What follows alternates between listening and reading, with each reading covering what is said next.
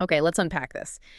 You know that feeling when you look at a city, any city really, and it just hits you this massive, intricate thing, all these layers of buildings and roads. It can seem almost accidental, right? But of Yeah, course it's not. exactly. But it's really not. There are these deep forces at play. That's what we're diving into today. Think of this as your shortcut to understanding the powerful forces that have shaped our urban environments since way back in 1850. Exactly. We've taken a stack of fascinating historical analyses, architectural blueprints, and even social surveys to extract the core trends and pivotal moments in urbanism over the last century and a half. Right. Our mission is simple: to make sense of the complexity and uncover the hidden patterns in how our cities have grown and transformed across the globe for you. Absolutely. We're talking about a period of dramatic change, Mhm. fueled by everything from groundbreaking technologies to evolving social ideas and even, the rise and fall of empires. Mhm. We've got some genuinely surprising facts lined up and those aha moments that will make the seemingly chaotic urban landscape around you click into place. So to begin unraveling this vast history, perhaps we should look at how cities initially responded to these sweeping changes brought about by the industrial era. Sounds good. So imagine the mid-19th century, particularly in places like Britain and the United States. What we see is this incredibly rapid, almost like organic expansion happening. Mhm. Cities are kind of stretching out along these brand new rail lines, like roots reaching out. What were the defining characteristics of this early urban growth, and what were the underlying forces at play? Well, a key aspect to consider is the primary driver: private financing and investment. This development was largely unconstrained, with minimal government oversight. Really? So very hands-off. Very much so. Yeah. There was a strong belief in the potential for unlimited growth, ideally free from regulation. A key insight here is how unchecked private development, while it initially facilitated rapid expansion, often neglected social equity and long-term planning needs, setting the stage for future challenges. Think of London or the booming industrial hubs in the Northeast and Midwest of the U.S. Right, those places. It wasn't some grand, centrally planned vision. It was more the result of cultural and commercial energies reacting to natural features and who owned the land. And this new way of living was fundamentally intertwined with emerging technologies. Rail for transport, obviously, Here, sure. but also the vital advancements in providing clean water and large-scale drainage. These were truly unprecedented engineering feats at the time. Absolutely. We're talking about the often unseen work of surveying, grading, and tunneling, plus the growing ability to organize massive workforces. But it wasn't always a straightforward or equitable process, was it? No, and this raises an important question about the impact on existing land use. British and American interests often showed a notable indifference, frankly, to established native patterns. Like irrigation. Yeah, especially when it came to irrigation systems and traditional collective landholding. This often led to complex and pretty disruptive outcomes. Right. Though, as we mentioned, many of the infrastructure systems they built laid the groundwork for what we still use today. Okay, so that's one model. Hmm. Rapid, largely unregulated growth. But across the Atlantic, in Europe, things were taking a rather different path, weren't they? Indeed. In contrast to the Anglo-American sphere, many European cities began to embrace planned urban expansion during the mid-19th century. This marks a significant shift in how urban development was conceived. Let's dig into some specific examples. Barcelona's example. That's a fascinating story. I understand there was even a competition for the expansion plan. It's interesting to note that while Antonio Rivera y Trias initially won with a plan that was um, quite houseman-like, Okay. it was actually the proposal by the Catalan engineer Ildefons Cerdà that was ultimately chosen in 1859. Cerdà had even coined the term urbanization to describe the expansion of modern industrial cities. Urbanization. Right. Yeah, and the example plan really highlights the enduring tension in urban planning between grand, sometimes utopian, visions and the practicalities and compromises of actually getting things built. And he was inspired by some pretty forward-thinking ideas, right? Something about artists and designers collaborating with scientists and workers? Precisely inspired by the socialist thinker Saint-Amand, Cerdà envisioned the city's extension as being rooted in public health principles. Public health. That's key. Absolutely. Aiming to combine the best aspects of urban and rural life, especially given the new scale made possible by the railroad. He even conducted a social survey back in 1856. A survey. What did it find? It revealed these really stark disparities in living space. Working class people had about 26 and a quarter square feet per person, while the wealthy had nearly 70. Wow. That survey sounds eye-opening. It really highlights how early urban planning efforts started to grapple with issues of social inequality, something that continues to be a major concern today. It really does. And his plan itself had some really distinctive features, even if it wasn't fully carried out. Like the corners. Exactly. The plan featured blocks with distinctive 35-degree chamfered corners, 66-foot wide streets, and generous 164-foot sidewalks, creating these small plazas at every intersection. Creates a different feel. It does. And it also integrated existing elements like the Passeig de Gracia and incorporated 4 large Parisian-style boulevards, giving Barcelona its unique urban character beyond the old Gothic quarter. So a real emphasis on order and public space there. Now let's hop over to Berlin. It sounds like they also had a bit of a chaotic situation in their medieval center. That's correct. By 1855, the chief of the Prussian royal police, Karl von Hickelde, commissioned an expansion plan to address this growing chaos. This followed the development of a new water system and the Berlin Building Code of 1853, which set an important precedent. And the engineer tasked with this was James Hobrecht. His plan was in 1862, and it's described as an overscaled version of Haussmann's Paris. What was distinctive about his approach? Well, what's interesting here is how Hobrecht's plan extended the existing dense city in all directions with wide new boulevards, even incorporating some of Linné's earlier open spaces. Okay. Despite criticism, it remained legally binding until 1919, highlighting the power of these master plans. That's a long time. Those boulevards were massive, weren't they? Up to 98 feet wide. Huge. But it sounds like the overall organization wasn't quite as coherent as in Paris. How so? That's a key distinction.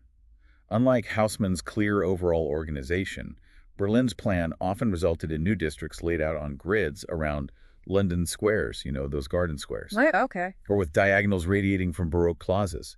It lacked that same unifying vision for the major street network that you see in Paris. Okay, so we've seen these distinct European approaches, planned, ordered. What about urban development in the Americas during this period? It's a whole different ball game, considering the colonial history and the vast landscapes. Absolutely. As London and Paris exerted their influence, cities like Shanghai, Bombay, Mexico City, Rio de Janeiro, and Buenos Aires also experienced significant expansion. But in the U.S. and Canada, the scale and geographical spread of urban development were truly unprecedented. And it was this complex mix of European colonial influences clashing with existing indigenous settlements and these huge resource-rich natural landscapes. How did these factors interplay? Precisely. We need to remember that urbanization wasn't new to the Americas of America, and Peru had existing urban centers long before Europeans arrived. Right. The Spanish conquest led to these hybridized urban outcomes that are still visible today. And the Spanish had a very specific way of laying out their colonial settlements, right? Almost a template. What's striking is the highly regulated and remarkably similar form of Spanish colonial settlements, from Argentina all the way up to the American Southwest and California. Really? That consistent? Yeah, this was rooted in Iberian medieval practices, similar to the Bastide towns in France or planned German villages. Think of the grid plans and central plazas dictated by the laws of the Indies. Though their impact in North America outside of Mexico and Cuba was relatively smaller. But they did establish some early outposts that still exist. It's exactly. Places like St. Augustine, Santa Fe, San Antonio demonstrate the continued use of those laws of the Indies in their plazas and grid layouts. Still there today? Even later Spanish colonial settlements in California, centered around the mission churches, followed these established patterns. It's amazing how these foundational plans have shaped the urban fabric we see today. Now, alongside all this physical growth, there were also some pretty significant technological leaps happening, weren't there? Indeed, the late 19th century was a period of rapid innovation, and these advancements profoundly impacted urban life. New business establishments became centers for technologies like the telegraph and the telephone. The telephone. First shown in Philly, 1876, right? That's the one, the Philadelphia Centennial Exhibition. That exhibition sounds like a real glimpse into the future. Typewriters, early electric lights, even Heinz ketchup and kudzu made their debut there. It really was a showcase of emerging technologies. Kudzu, yes, that too. Interestingly, that same exhibition also featured a recreation of an early American colonial kitchen, sparking this revival of 18th century English colonial architecture and decoration. Huh. That's kind of odd, isn't it? All this futuristic tech and then nostalgia for colonial times. It's a curious cultural counterpoint to the radical technological changes of the era. This embrace of new technologies wasn't the only cultural current of the time. Interestingly, there was also this growing nostalgia. Almost like a yearning for the past amidst all this progress. Now let's talk about the City Beautiful movement. The 1893 Chicago World's Fair seems to have been a major catalyst for this. What was it about the fair that sparked this movement? What's striking is how the fair's success, its sort of monumental classicism and order, inspired a desire to bring that sense of grandeur to existing cities. Make cities beautiful, literally. Basically, architects like Daniel Burnham and Charles Fallon McKim, along with landscape architect Frederick Law Olmsted Jr., played key roles. And their 1901 to 2 plan for Washington, D.C., the Macmillan Plan, was all about extending Pierre-Enfant's original vision. What were the key issues they were trying to address there? Exactly. The National Mall had become quite cluttered, actually. They'd even had an elevated railway running across it. An elevated railway on the mall. Can you imagine? So, inspired by their visits to European cities, Burnham and his colleagues successfully advocated for tunneling the railway and redesigning the mall into the grand space we know today. Their plan also envisioned new monuments west of the Washington Monument. A real effort to create a monumental core. But it sounds like the City Beautiful ideas didn't translate as easily to every urban context, like the dense grid of Manhattan. Why was that the case?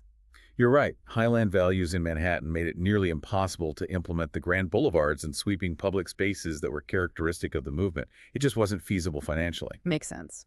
However, the era did see the construction of impressive new museums, libraries, parks, and train stations, many funded by the immense wealth of the industrialists of the time, the robber barons. Grand Central Terminal. Grand Central Terminal is a fantastic example of that era's ambition. Exactly. That station still feels like a testament to that era. And then there was the 1909 Plan of Chicago, another Burnham project. Yeah. But on a much larger scale, what made this plan so significant? Indeed, commissioned by the Commercial Club of Chicago, this plan was unprecedented in its scope. It looked at rail routes, highways and potential parkways, and forest preserves extending up to 60 miles from the city center, from the Loop. 60 miles. That's Loop. huge. It was a regional vision. Beyond the monumental aspects, it also proposed practical improvements like a central clearing yard for freight and better harbor facilities, as well as new parklands to the west, building on earlier proposals for the Chicago Forest Preserves designed by Jens Jensen. So a real regional vision there. And it seems the City Beautiful movement wasn't confined to the U.S. It had influence in British colonial contexts as well, like with the planning of New Delhi.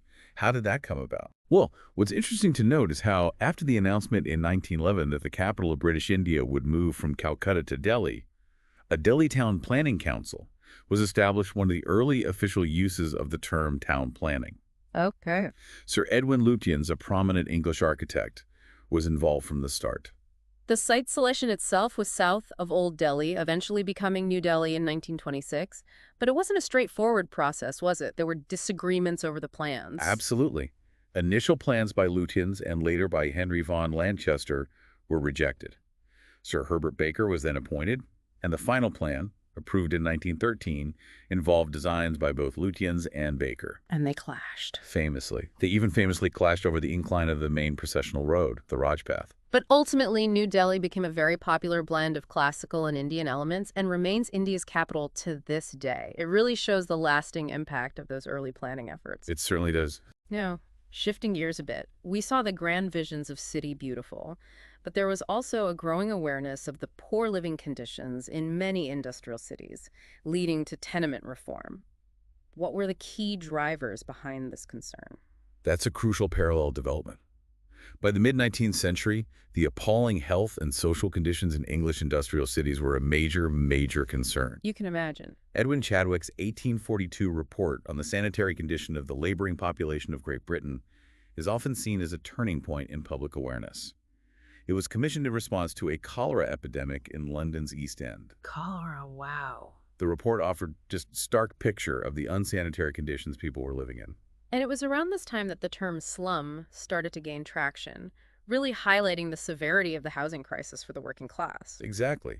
And philanthropic efforts emerged, like Angela Burdett Coutts' Columbia Square and the Improved Industrial Dwellings Company's Bethnal Green Estate, trying to provide better housing. Were they effective? Some progress, but limited-scale architect Sir Bannister Fletcher even designed model houses for the industrial classes, with layouts that anticipated later apartment designs. But these early efforts in legislation were clearly not enough, leading to the Housing Acts of 1875 and 1879, which gave local authorities more power for slum clearance.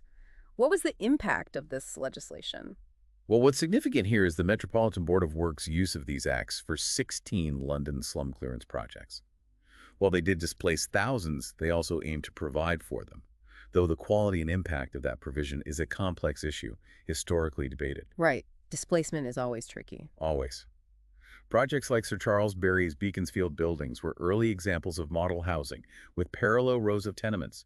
These were the first large-scale urban slum clearance efforts. So, a move toward addressing the social consequences of rapid industrialization. And this concern for living conditions eventually led to the Garden City movement, with Ebenezer Howard's vision of combining town and country. What was the core idea behind his concept? What's fascinating here is Howard's concept, outlined in Tomorrow, a peaceful path to real reform, later retitled Garden Cities of Tomorrow. Catchy title. He proposed self-contained communities blending urban amenities with rural tranquility. Letchworth, begun in 1903, was the first practical realization of this vision.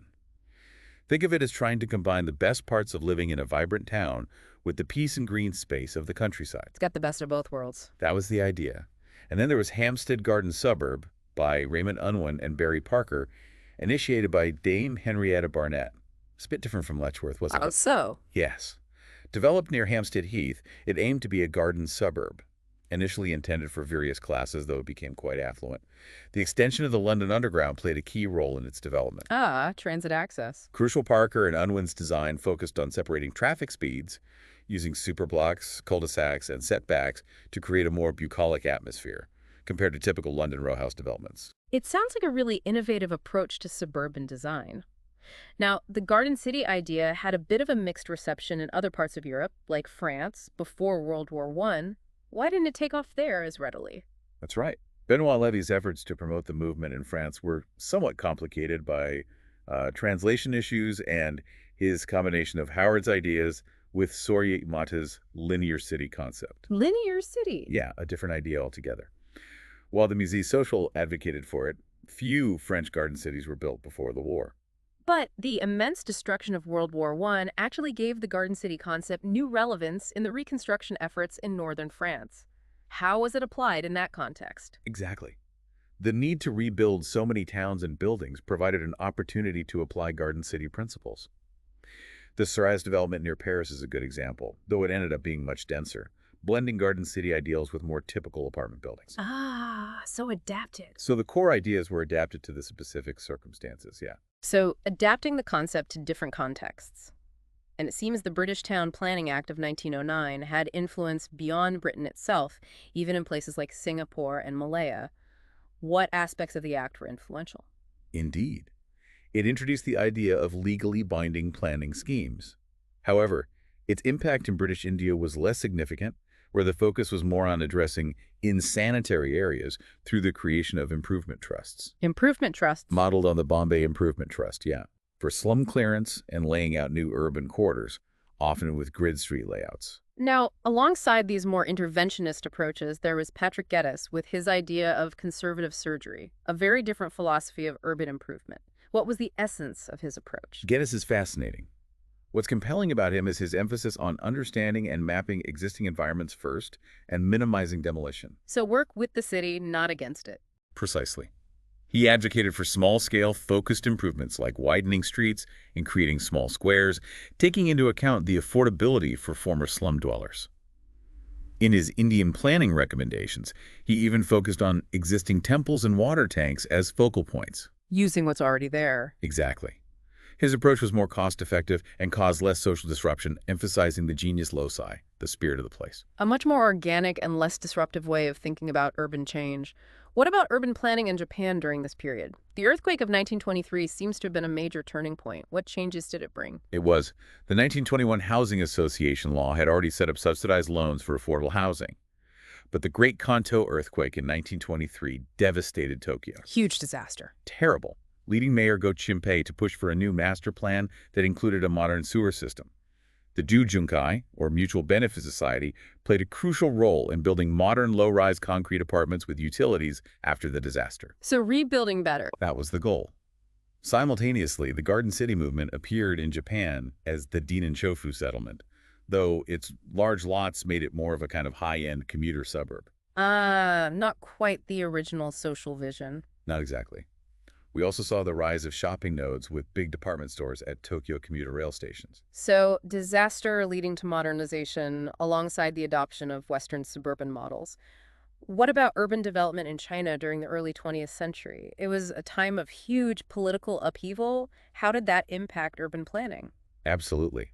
The early 20th century in China was marked by events like the May 4th movement and the rise of both the Communist Party and the Kuomintang, the nationalists. Turbulent times. Very, when the nationalist government moved the capital to Nanjing in 1928, there was this ambitious effort, advised by American experts actually, to combine American city beautiful principles with traditional Chinese architecture, A hybrid approach. trying to be. Yeah. However, this had a limited impact on the traditional social structure at the time. It sounds like a real clash of ideologies and approaches. Now, we can't talk about urbanism in the early 20th century without mentioning the rise of the automobile and its profound decentralizing effects, especially in the U.S. How did the car transform urban landscapes? Oh, massively. What's remarkable is the sheer speed at which car ownership exploded. The number of registered vehicles in the U.S. just skyrocketed in the 1910s and 20s. From thousands to millions, right? Exactly. This spurred the development of new infrastructure and regulations, with groups like the AAA and the Bureau of Public Roads playing key roles, along with federal funding for highways starting in 1916. And it led to a whole new landscape of auto-oriented building types, filling stations, auto camps, motels, drive-in markets, and those iconic commercial strips. Yeah. Even department stores started decentralizing to be more accessible by car. Can you give an example? Think of Bullock's Wilshire in LA, with its massive parking lot built right in. Ah, right. That's a classic example. This shift was fundamental. Robert Moses in New York epitomized this with his Long Island State Parks and Parkways, designed primarily for vehicle access. Only vehicles, in fact. Right, no pedestrians or cyclists wanted? No. The concept of the freeway emerged, and even ideas like Benton McKay's Townless Highway aimed to reshape communities around the car, though his vision also included nature preserves and inspired the Appalachian Trail. So the car was rapidly reshaping not just cities, but the very idea of community and connection. And in the wake of World War I, there were also early experiments in large-scale urban design for post-war housing. What were some of these early ideas? Yes, projects like the U.S. Emergency Fleet Corporation developments hinted at the possibilities. Clarence Stein, Henry Wright, and Alexander Bing proposed a garden city development in Queens that moved away from the rigid grid, How so? featuring varied housing types and a central park. This led to the founding of the Regional Planning Association of America, the RPAA, in 1923, a really influential group, with Lewis Mumford as a key figure. Mumford championed Geddes' ideas of regionalism and planned decentralization, and he questioned the prevailing city beautiful movement quite strongly. It sounds like a real intellectual ferment with different visions for the future of urbanism emerging. And these ideas weren't just confined to the U.S. Radical educational models like Viku Temis in Moscow were also challenging traditional approaches. What was so radical about Viku Temis? What's fascinating about Vikutemis is how it completely broke with the old Beaux-Arts traditions. It focused instead on fundamental principles of graphics, color, volume, and space. Back to basics. In a way, this led to debates between rationalists, who emphasized logical, functional design, and constructivists, who focused on more experimental and abstract forms, Yeah. and some truly visionary urban projects like Lissitzky's Wolkenbügel, those cloud hangers. Wow. And the Bauhaus in Germany also shifted towards incorporating these Soviet avant-garde approaches. That's right, moving away from classical emphasis. And then there's Le Corbusier, a towering figure in modern urbanism, with his domino system and his vision for the ville contemporaine. What were the key principles of his vision? Le Corbusier's Ville Contemporaine was a radical reimagining of the skyscraper city towers in a park, basically aiming to address the perceived chaos of American downtowns while contrasting with European height limits. Order versus chaos. That was his framing. His ideas, along with those from the Soviet avant-garde, were concepts of communal living in social condensers, and the disurbanist vision of decentralized living along transportation routes were explored, really laid the groundwork for much of modern urbanism. And these ideas converged and were further developed through the International Congresses for Modern Architecture, or CIM, founded in 1928. Exactly. CIM became a really influential platform for debating and formulating new approaches to architecture and urbanism, focused on social needs and redesigning industrial metropolises. What were some of their key strategies? Lots of diagrams. Lots of diagrams, yeah. CIM emphasized diagrammatic urban analysis, building typologies, prefabrication, and landscape integration. Yeah. However, there were also divisions within the group, say between the German Bauhaus wing and the Paris-oriented architects. Interesting. Ernst May's work in Frankfurt am Main exemplified CIM's early focus on large workers' housing settlements, or Siedlungen. Later, under Le Corbusier's influence, CIM shifted towards reconceptualizing the form of industrial cities more broadly. And Le Corbusier even tried to connect CIM with the urbanization process happening in Moscow under the five-year plan. How did his ideas intersect with Soviet planning? He did try. The 1935 Master Plan of Moscow aimed to limit city spread with the surrounding green belt, creating a socialist living environment. But aesthetically, it mandated classical facades for new housing blocks with collective facilities. Classical again. Yeah, organized into districts with density limits and green park strips. The construction of the grand neoclassical Moscow metro was also part of this vision. So while embracing large-scale planning, there was a specific aesthetic and social agenda dictated from the top. So even in this radical modernizing context, there was still a nod to classical aesthetics. Meanwhile, in the U.S., during the Depression, we saw the construction of Rockefeller Center in New York, a massive privately funded project. What made this development noteworthy? Rockefeller Center was a significant undertaking, especially during the Depression, featuring high-rises, public space, and connections to mass transit.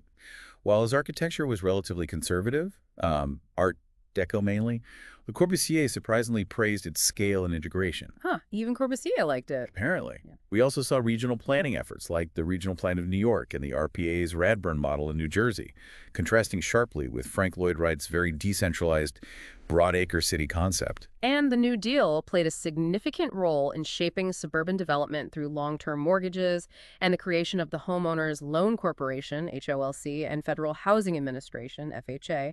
But these policies had some really problematic consequences, didn't they? Hugely problematic. What's crucial to understand is how the FHA, using sociological studies from the University of Chicago actually, began this discriminatory practice known as redlining. Redlining. Explain that.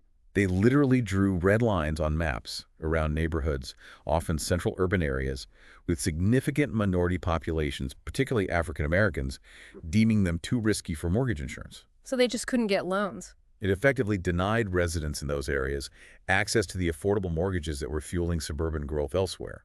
It codified existing discriminatory practices into federal policy, contributing massively to long-term social and economic decline in these areas. A really devastating and long-lasting impact. Now, the 1930s also saw urbanism being heavily influenced by nationalistic and fascist ideologies in places like Italy, Germany, and the Japanese Empire. How did these ideologies manifest in urban design? That's right. Both neoclassical and modernist styles were actually used, applied in ambitious plans, but infused with nationalistic content. In Italy, Gruppo 7 advanced rationalism, while key projects like Turagni's Novo Como apartment block and the Fiat Lingato factory emerged. The factory with the track on the roof. That's the one, urban planning in Japanese-occupied China, like the plan for Danton by Ika Takayama, incorporated neighborhood units and garden city ideas. Even in 1930s Brazil under Getulio Vargas, modernization and urbanism focused on national identity, with architects like Lucio Costa and Oscar Niemeyer designing iconic modernist works like the Ministry of Education and Health Building. So urban design became intertwined with these powerful political movements. Moving into the post-war era, we see the challenges of rebuilding and new modernist approaches. What were some of the key trends in post-war urbanism? Well, post-war rebuilding in Europe, like London's reconstruction plans by William Holford, incorporated things like multi-level pedestrian routes ideas that also found their way into downtown CBDs in North America. Like skywalks. It's exactly skywalks in Minneapolis, underground passages in Toronto and Montreal. Minoru Yamasaki also used similar concepts of separating pedestrians from traffic at the World Trade Center in New York. Okay. Modernist models also heavily influenced post-war British school design, especially after the 1944 Education Act, think prefabricated systems.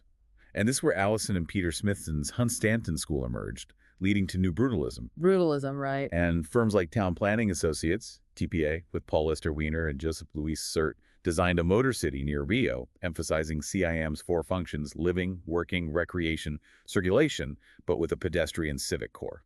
And rapid urbanization in places like Mexico City led to large-scale urban complexes and multifamiliars. Brazil continued its industrialization with Carioca modernism and the planning of Brasilia as the new capital. What were some of the key architectural ideas behind Brasilia? Brasilia, designed by Costa and Niemeyer, was sort of the ultimate CIM city plan, realized monumental axes, separated functions, superblocks for housing. It was incredibly A ambitious. city built from scratch. Exactly. Meanwhile, Liang Xiqing in China advocated passionately for preserving old Beijing's historic core against Soviet-influenced modernization plans after the PRC's founding in '49. Did he succeed? Not entirely, unfortunately. Figures like Catherine Bauer Worcester in the U.S. championed social housing and urban research, Okay. while Jacqueline Turwitt promoted Patrick Geddes' work in the context of decolonization and linked planning with media theory through Marshall McLuhan in Toronto. Interesting connections. Yeah. And UN planning efforts also promoted self-built housing models for developing countries. In the U.S., urban renewal efforts took different forms, from Pittsburgh's massive Gateway Center redevelopment to Philadelphia's approach by Edmund Bacon emphasizing the experience of space and pedestrian routes, his Greenway principle. All right, but within CIM itself, there was also a growing dissatisfaction with rigid functionalism, leading to the emergence of Team 10. What was the core critique of Team 10? They thought CIM was too rigid. It's exactly. Team 10, with figures like the Smithsons, Aldo Van Eyck, and others, advocated for a more human-centered urbanism, focusing on relationships, identity, and place, challenging the abstract top-down approach. A reaction against high modernism? In many ways, yes. We also saw the rise of megastructures and the metabolist movement in Japan, with Kinzo Tange envisioning cities that could grow and change organically. Like a biological organism. That was the metaphor. And in the UK, you had Archigram's visionary, almost sci-fi plug-in urbanism and other radical concepts coinciding with swinging London and the rise of pop culture. A very experimental time. Extremely weight. Huh. Also during this time, sociologist Ruth Glass coined the term gentrification to describe changes she observed in London neighborhoods, and there was a growing focus on understanding cultural landscapes, influenced by J.B. Jackson in the U.S. And then came the new urbanism movement in the late 20th century, critiquing sprawl and advocating for walkable, mixed-use districts with a focus on historical typologies. What were some of the key ideas of new urbanism? Well, new urbanists like Andres Duany, Elizabeth Plater-Zyberk, and Peter Calthorpe reacted against post-war suburban sprawl, the car-dependent subdivisions, the strip malls. This stuff many people disliked. Right. They advocated for denser, walkable neighborhoods, mixed housing types, integrated commercial areas, often drawing on traditional town planning principles. You see this in places like Seaside, Florida, or Calthorpe's pedestrian pocket concept, often linked to transit. Going back to older models in a way. In some ways, yes. Meanwhile, in less prosperous countries, the sites and services approach gained traction from the 1950s to the 80s. It aimed to manage rapid urbanization by having governments provide basic infrastructure plots, water, sanitation for people to build their own homes incrementally. A self-help approach. Exactly, advocated by figures like Konstantinos Doxiadis, Jacob Leslie Crane, and the UN. We also saw large-scale applications of 1960s planning ideas, often based on master plans, in newly independent nations building capitals, like Riyadh or Abuja, which was partially based on Brasilia. There was also a shift towards understanding the lived space of residents and advocating for squatter settlements, right? With people like John Turner. Yes, Turner's work was hugely influential.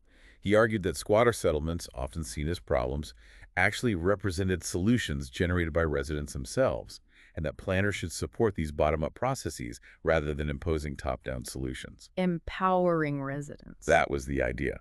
And in more recent times, particularly since 1978, China has experienced incredibly rapid and often uneven urbanization, echoing some of the 19th century European patterns, but at an absolutely accelerated pace. Oh. What are some of the challenges this rapid urbanization has presented? Huge environmental impact, social inequality. Both absolutely massive ecological problems, growing disparities between rich and poor, displacement of populations, all the challenges of rapid industrial-era growth, but compressed into just a few decades. It's really unprecedented. Yeah. Which brings us sort of up to today. Today, urbanism faces unclear parameters, contested goals, and the challenge of creating truly diverse and equitable environments, despite the prevalence of auto-based and stratified development. Yeah, even with all the enthusiasm for dense, walkable, diverse cities, the reality on the ground is often still dominated by car-centric patterns and social segregation. Concerns about the ecological impact of continued urbanization are also paramount.